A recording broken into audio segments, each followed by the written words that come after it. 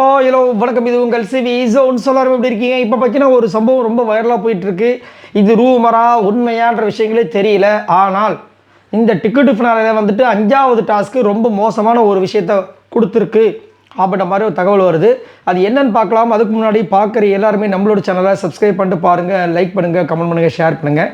இப்போ வாங்க அந்த வீடியோக்குள்ளே போகலாம். ஸோ இன்றைக்கி டிக்கெட்டு ஃபினாலில் வந்து 4வது டாஸ்க்கும் 5வது டாஸ்க்கும் நடக்க போகிறது. அதில் 4வது டாஸ்க்கில் சபரி ஆல்ரெடி வின் பண்ணதாக வந்து ஒரு தகவல் உங்களுக்கு வந்திருக்கும், நம்மளும் சொல்லியிருக்கோம். அடுத்தது வந்து விஜய் பார்வதி வின் பண்ண விஷயங்களும் சொல்லியிருப்போம். இப்படி தான் தகவல் வந்திருக்குன்னு. இப்போ என்னென்னா அதுக்குள்ளே அந்த டிக்கெட்டு ஃபினால் 5வது டாஸ்க்கில் வந்துட்டு நிறைய சம்பவங்கள் நடந்திருக்கு. குறிப்பாக வந்துட்டு பால் வச்சு வந்துட்டு ஒரு டாஸ்க் அந்த டாஸ்க்கு பேஸ் பண்ணி இருக்கும் போல இருக்குது. பாலை வச்சு பேஸ் பண்ணி அந்த டாஸ்க் இருக்கும் போல இருக்குது. அடிக்கிற மாதிரி அதில் வந்துட்டு அந்த பால் வந்து தாக்கி தான் வந்து நம்ம சபரிக்கு அடிப்பட்ட விஷயங்களாக இருந்தாலும் சரி, திவ்யாவுக்கும் விக்ரமுக்கும் பெரிய சண்டை இதுவாக இருக்குல்ல, திவ்யா மூஞ்சில் பட்டுச்சு அப்படின்னு சொல்கிறாங்க பாருங்கள். இன்னுமே அதை வந்து எப்படி வந்துச்சு அதெல்லாம் தெரியாது. இந்த மாதிரி போயிட்டுருக்கு ஒரு விஷயம். அந்த சண்டைகள் வந்த விஷயமா அந்த சரி எல்லாமே வந்துச்சு. இப்போ கூடவே என்ன சொல்கிறாங்கன்னா, விஜய் பார்வதிக்கும் அதாவது கமருது விக்ரமும் தான் சேர்ந்து அந்த பால் விஷயத்தில் வந்து கொஞ்சம் ஆக்ரோஷமாக விளாட்ற மாதிரி சொல்கிறாங்க. அதில் விஜய் பார்வதிக்கும் செம்ம அடிப்பட்டு, அதாவது மூஞ்சில் பட்டுச்சான்னு தெரில. அதுக்கப்புறமா வந்துட்டு அதை மீறி தான் வந்துட்டு இந்த டாஸ்க்கை வின் பண்ணியிருக்காங்க அப்படின்ற மாதிரி ஒரு நியூஸ் வருது. நம்ம கமெண்ட் செக்ஷன்லேயும் நிறைய பேர் வந்து சொல்கிறாங்க.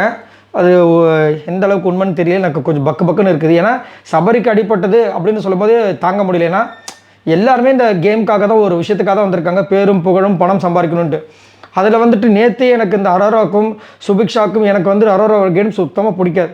ஆனாலும் அவங்க இன்னுமே வந்து அந்த கையை தூக்க முடியல, கை வலிக்குதுன்னு சொல்லும்போது ஒரு மனசு ரொம்ப பதப்பதிக்குது. ஏன்னா இந்த கேமில் வந்ததுனால தான் அரோரா யாருன்னு நம்மளுக்கு தெரியும். கேம் இல்லைன்னா அவங்க யாரோ நம்ம யாரோ, அவங்கள பற்றி நம்ம பேச போகிறது கிடையாது. ஸோ ஒரு கேமுக்காக அவங்க வந்துட்டு நிறைய விஷயங்களும் அவங்களும் வந்துட்டு பண்ணுறாங்க. வெளியே வந்து சோஷியல் மீடியா இது அதுன்னு போயிட்டுருக்க சமயத்தில் சரிங்களா, அவங்களும் ஒரு ஆசையில் தான் வந்திருப்பாங்க. அந்த கேம் தாண்டி போகும்போது நல்லா இருக்கணும்.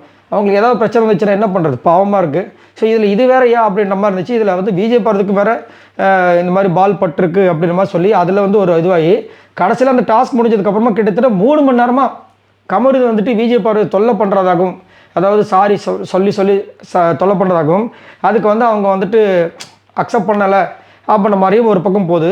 ஒரு பக்கம் இல்லை 2 பேருமே வந்து அக்செப்ட் பண்ணிட்டாங்க, அப்புறமா பேச ஆரம்பிச்சிட்டாங்கன்ற மாதிரி ஒரு பக்கம் தகவல் போகுது.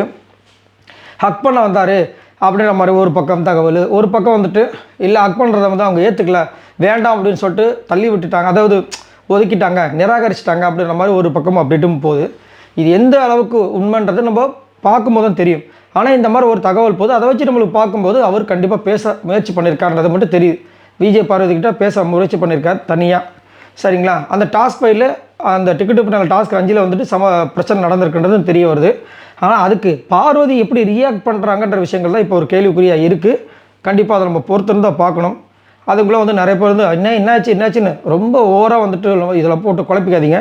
நாளைக்கு நியூ இயர், அதுக்கு வந்து என்ன பண்ணணும், எப்படி ஜாலியாக என்ஜாய் பண்ணணும். நாங்களாம் பார்த்தீங்கன்னா வருஷம் வந்துட்டு நியூ இயருக்கு வந்துட்டு எல்லாருமே எங்கள் ஃபேமிலி, எங்கள் மாமனார் வீட்டு சைடு ஃபேமிலி எல்லாருமே வந்து கார் எடுத்துகிட்டு ஒரு ரவுண்ட் அடிப்போம் நைட்டு.